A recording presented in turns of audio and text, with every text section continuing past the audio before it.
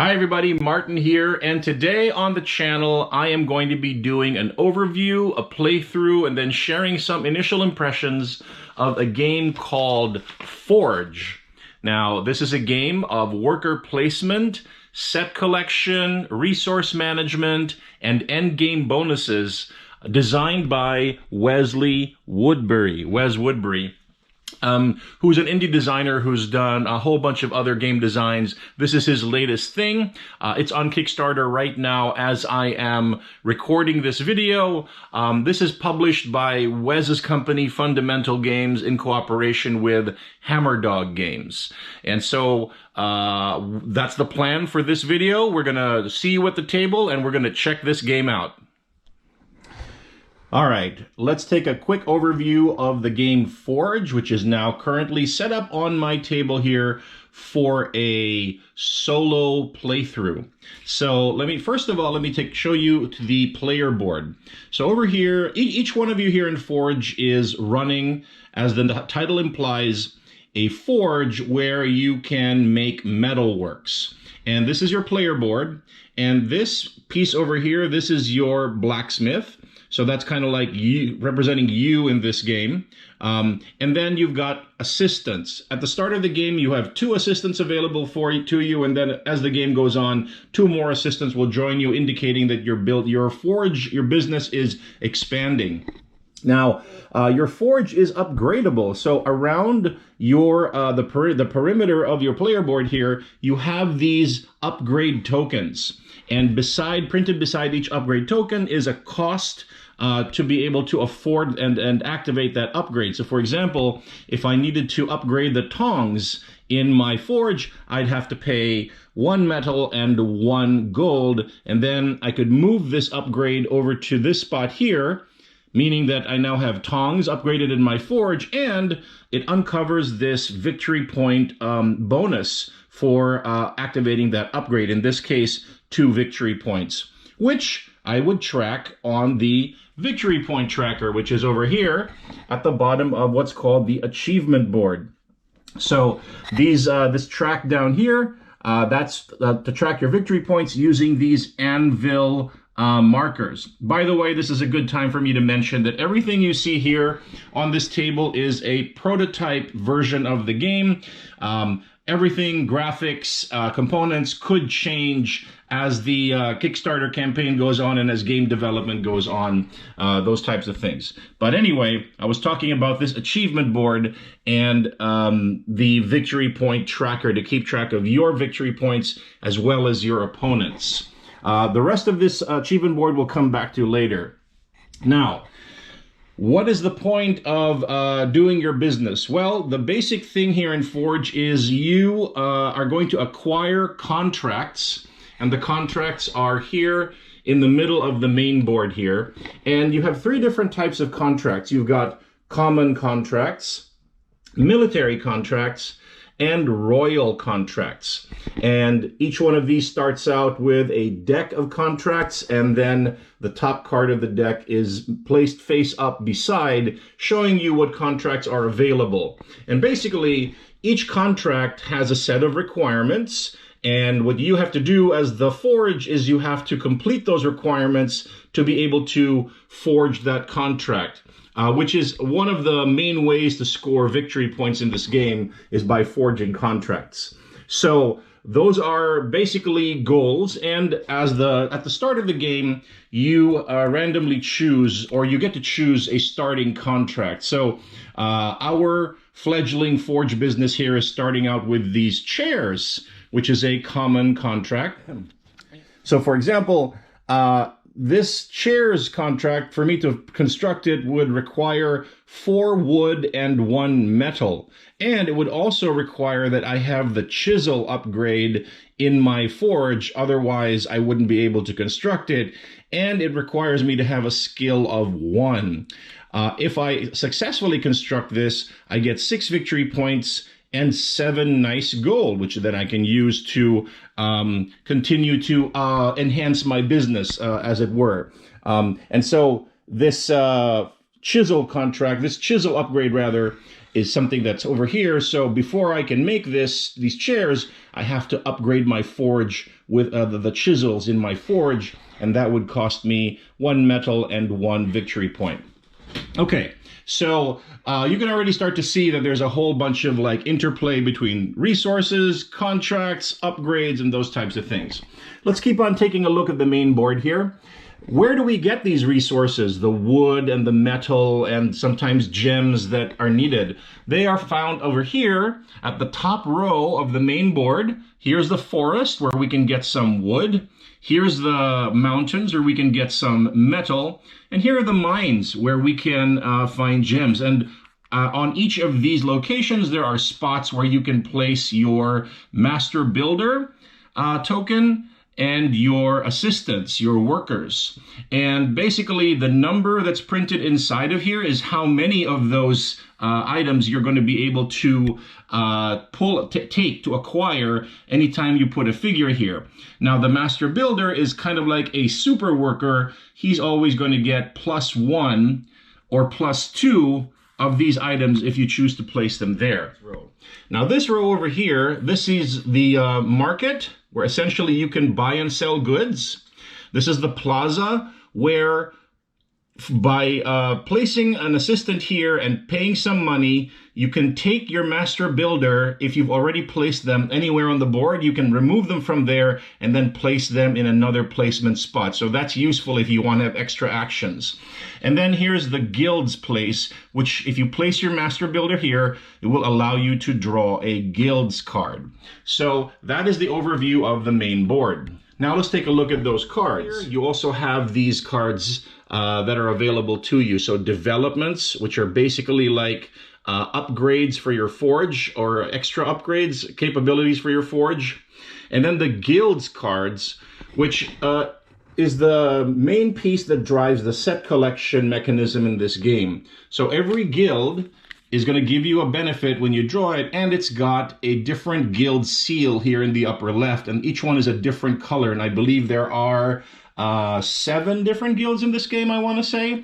So you get benefits for being able to collect different types of guild seals, different colors of guild seals, and that is one of the ways that can help you win the game, which I'll get to in a little bit. And finally, another set of cards that you can get are these training cards.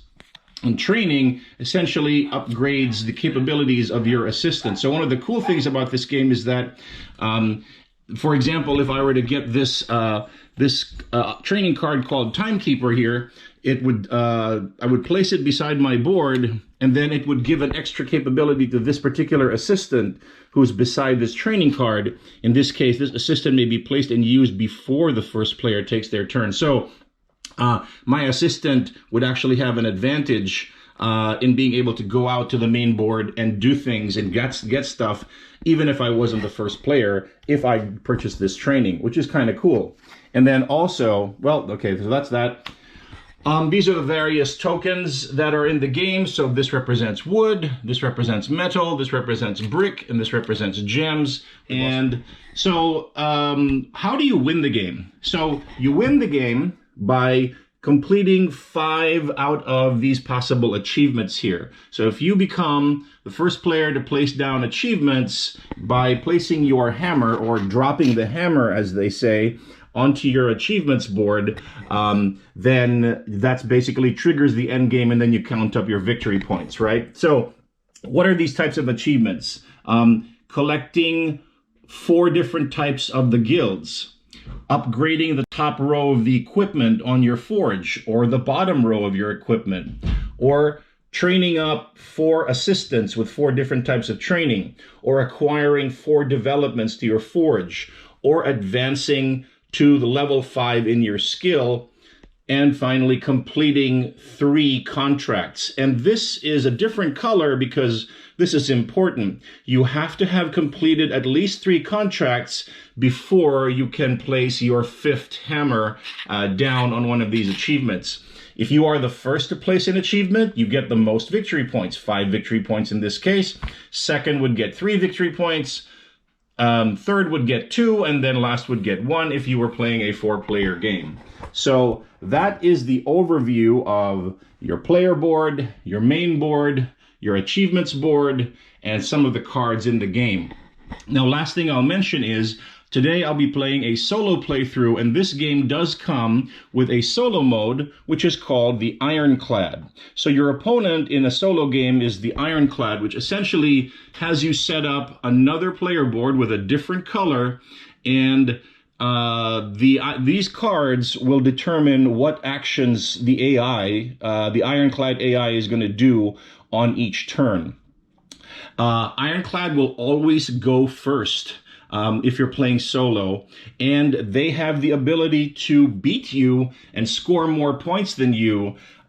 So that is a challenge that you can take on if you don't have other players to play with, and if you have to play this game solo. There is this Ironclad solo mode powered by this 12-card AI deck. All right, so that is the overview, and then the next piece we're going to do is we're going to start our solo playthrough. All right, so let's start our playthrough of this game of Forge. So as a reminder, we are playing against the Ironclad Solo AI, represented by this board over here in this area, and driven by this 12-card solo AI deck, which is called Ironclad. So as I mentioned earlier in the overview, the AI always goes first, and that here is represented by their hammer, their color of hammer, here in the turn sequence section, will always be permanently in the first spot, meaning they're always going to go first in every turn. Now, I still have the choice of being able to choose to go second, third, or fourth, because the choice of position also gets me a different starting resource. So let me take a look here and decide where I want to go, or what order I want to go in. So for that, I'm going to take a look at the starting resource that I have, or starting contract that I have, which is these chairs that I showed you earlier in the overview. So it needs 4 wood and 1 metal, and it also needs this chisel upgrade for me to be able to build it. It also needs this skill of 1, which I start at skill 1, so that's not a problem for me right now, but I have to worry about getting some more wood, because at the start of the game I start with 1 wood and 1 metal, so I don't have nearly enough here. And I need to do this chisel upgrade, which is going to cost me another metal and a coin, a gold coin, which I start the game with 5. So what is going to be the best choice for me based on this starting contract that I have in terms of the choosing which starting position? Well, I'm going to need metal, and I'm also going to need wood, but I think I know how to get wood. So I'm going to place my hammer over here in the second spot, which means that I'm going to grab some metal, which is right over here. And I'll place that here in my area. And that resolves the start of each turn, which is determining turn sequence. Now, the Ironclad is going to take their first turn. And remember, the solo game will always play 7 rounds. So this is the first round of 7. So we will flip over the top card of the Ironclad's AI deck, and over here on the card is printed exactly what it's going to do and what it's going to acquire and all this stuff. So let me explain this card for you. And we always resolve it from the top left going towards the right, and then from the top down. So the first thing it's going to do is it's going to take a worker or an assistant and then place it here in the first row, in the middle part of the first row, which corresponds to the mountains. And whenever the AI wants to place an assistant, so let me grab one of the AI's assistants here, they will always place it in the highest value, leftmost highest value spot. So in this case, they are going to take the 3 spot in the mountains, thus blocking that spot from one of my assistants. So that's what the AI does. In this case, they're blocking that spot, so I can't place and I can't take 3 nice metal. And as you know, I do need metal, so that's the first thing it does. Next thing it does, it's going to gain 4 gold. So we're going to grab 4 gold from here. and place it in the AI spot. There you go. Next thing it's going to do, it's going to try to do whatever this upgrade is, in this case the anvil, and it's going to have to pay 12 gold to be able to upgrade the anvil on its forge. If it can't afford it, it can't do the upgrade. So in this case, the AI has 9 gold.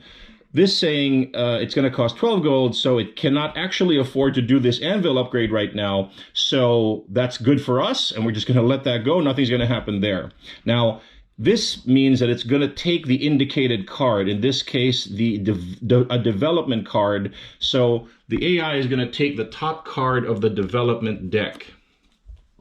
So the AI is going to get this second floor development. You may acquire up to 3 more development cards while this card is in play. The AI is going to ignore the effect here, but the fact that it's grabbing this means it's going to score the victory points, and this is going to count toward the 4 developments achievement, which is one of the possible ways to basically score points in this game. So that is the significance of that. So right now, this AI is going to take the second floor achievement, place it here in its development card section, and it's going to score that 1 victory point. So AI is on the board. I'm going to take its anvil marker and place it on the 1 spot here on the achievement track. The last thing it's going to do is it's going to take the top card of the top contract card in the royal contract deck.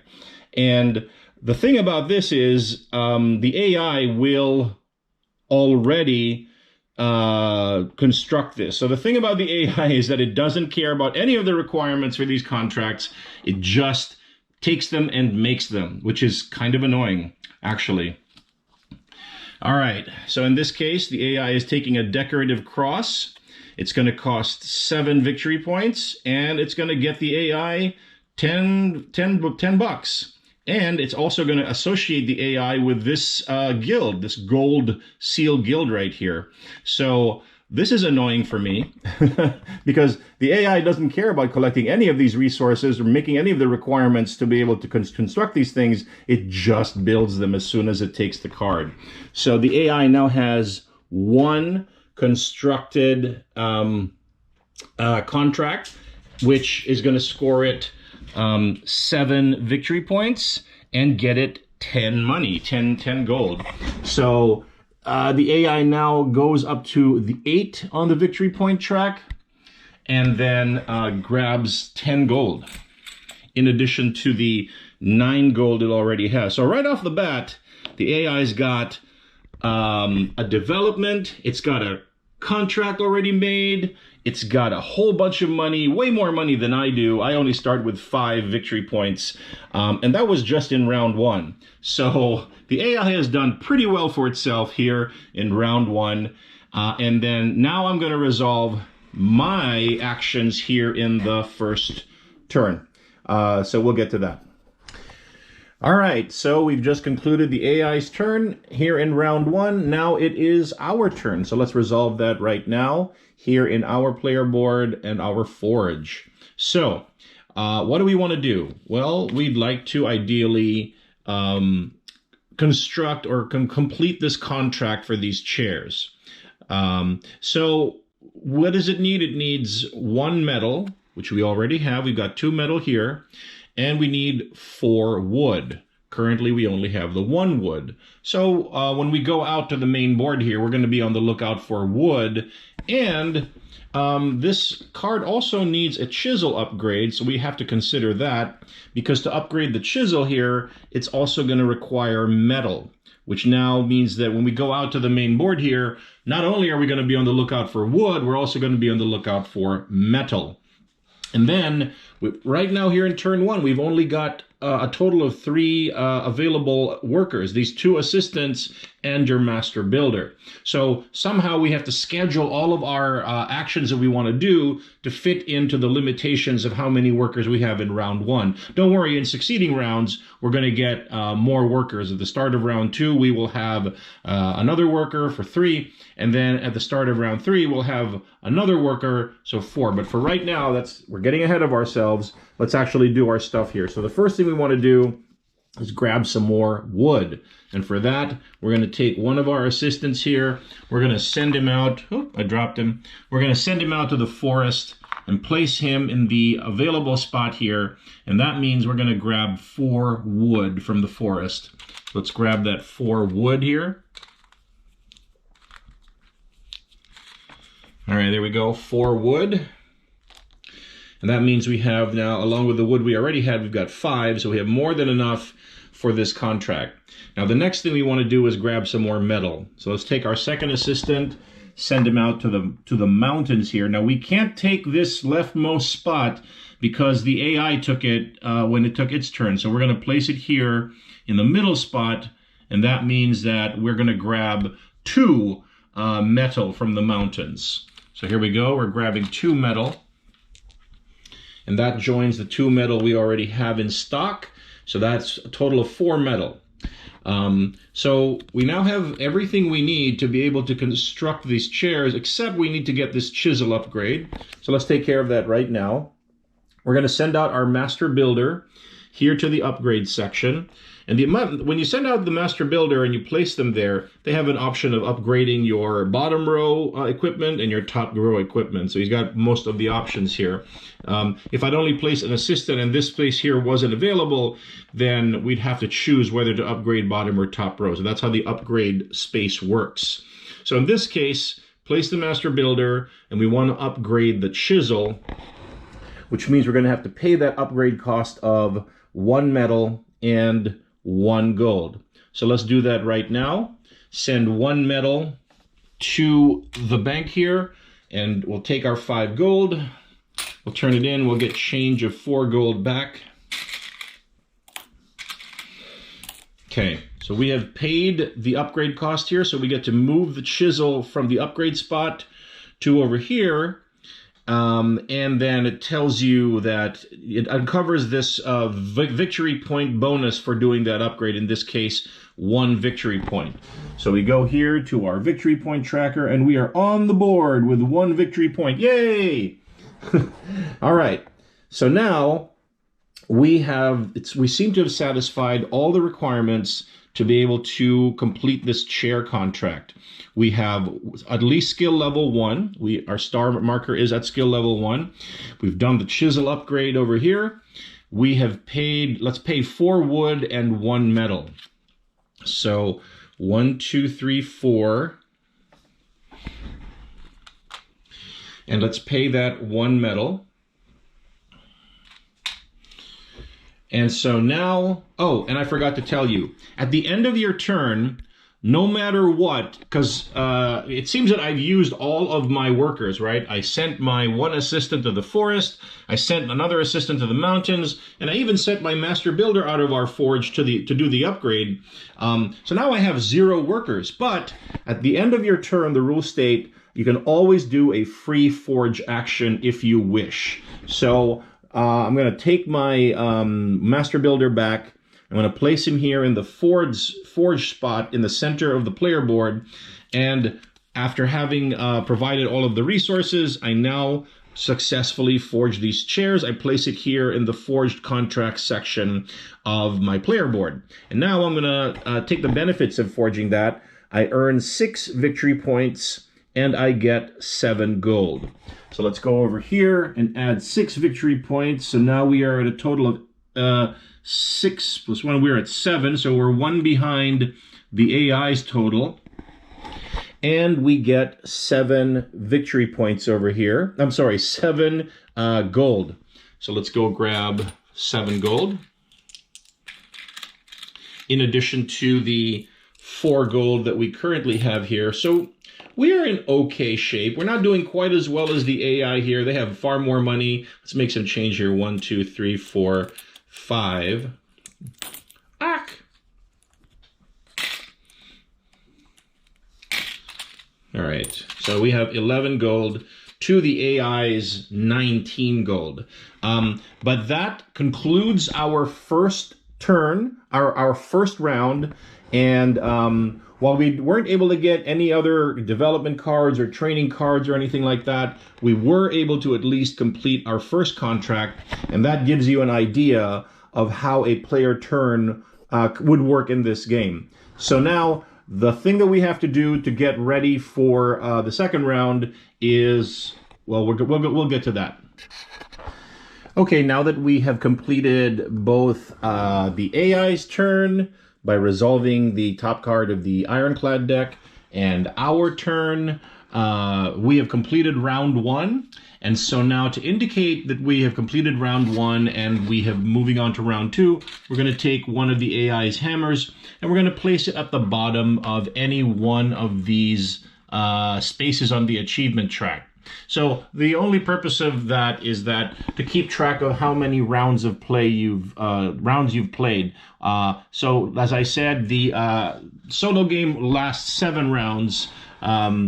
And so once we get all of these hammers down, all of the AI 7 hammers down, that indicates that that is the end of the game. And then at that point, we're going to total up our respective victory points. And then, you know, just as with the multiplayer game, the player with the most victory points will win the game. So that is what you do at the end of the round, as well as we shall take back our workers that we sent out here in round one.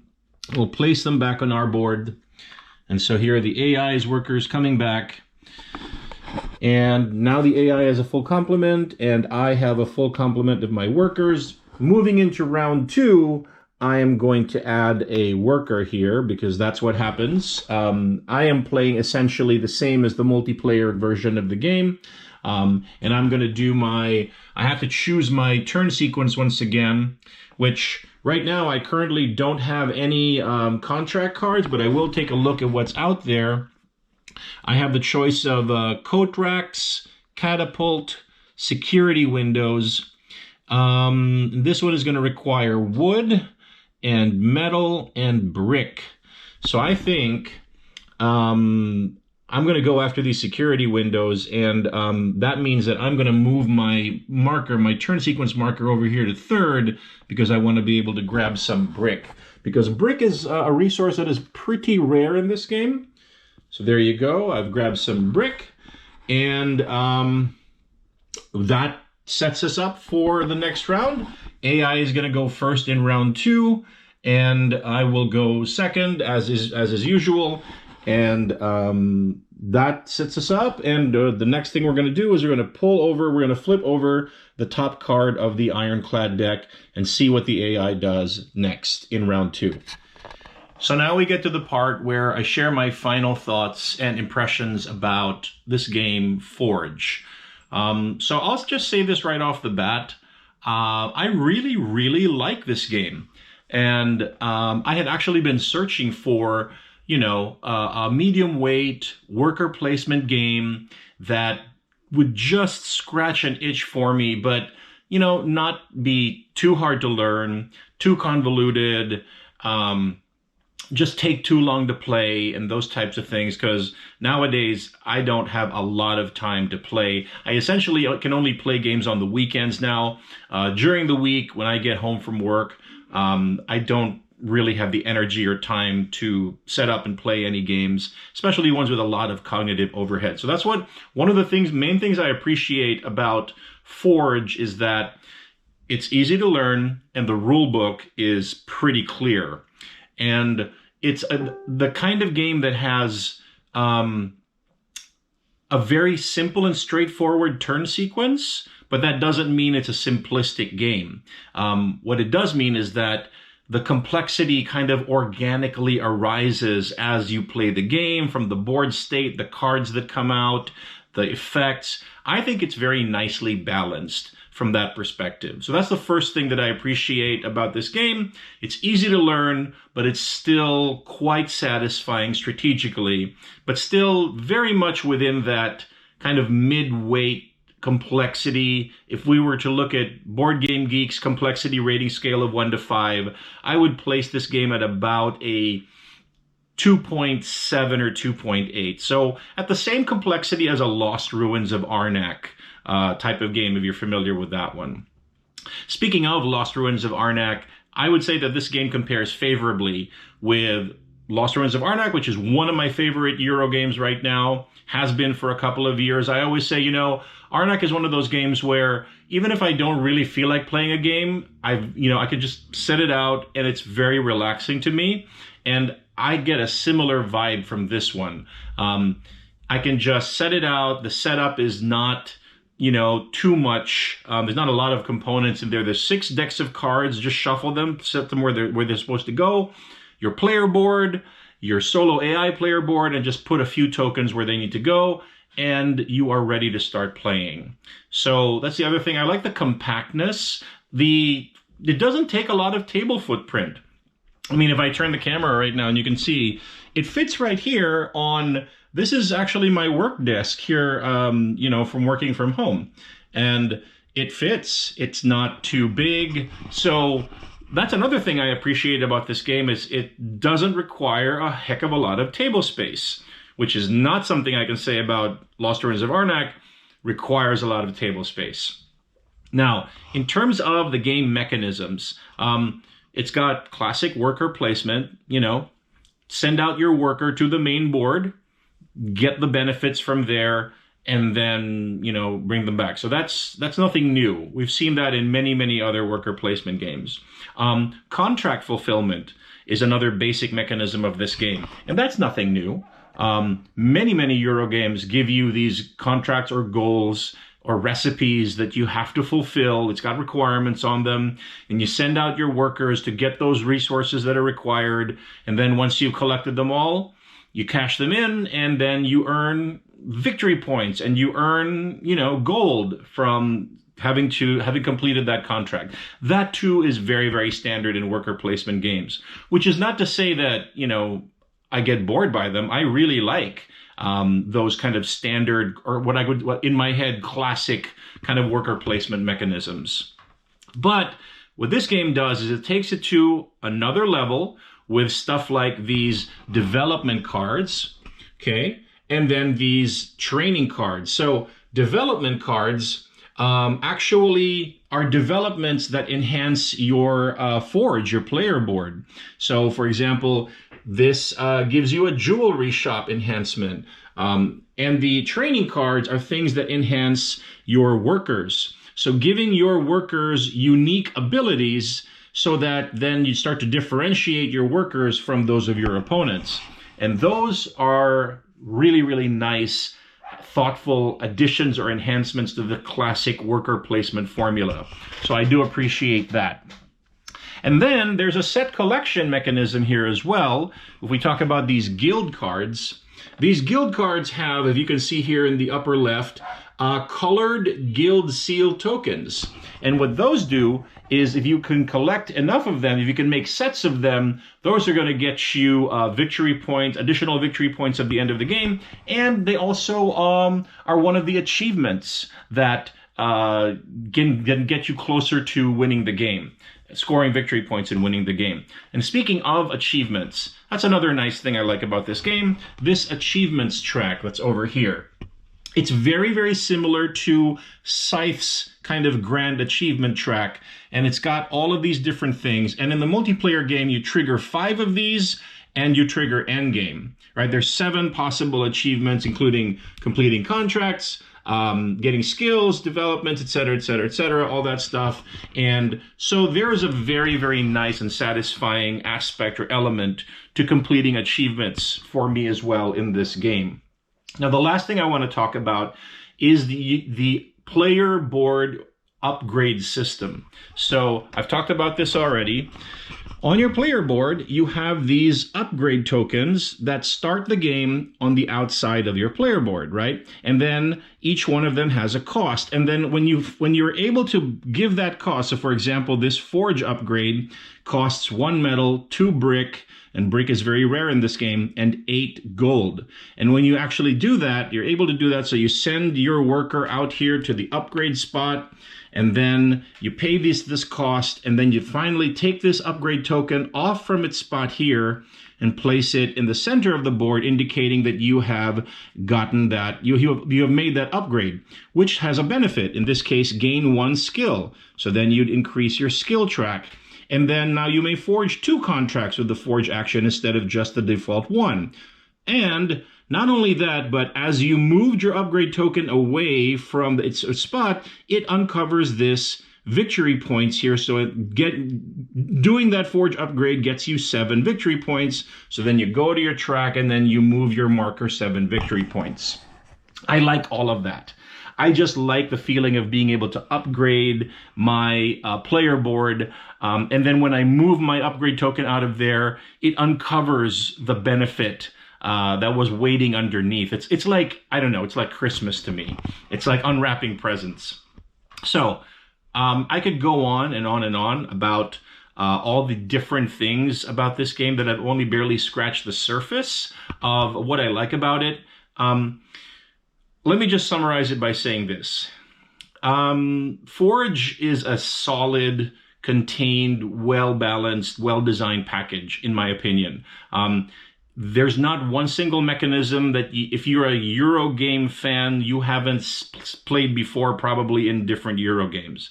But this Forge brings them all together in one nice, self-contained, small table footprint package.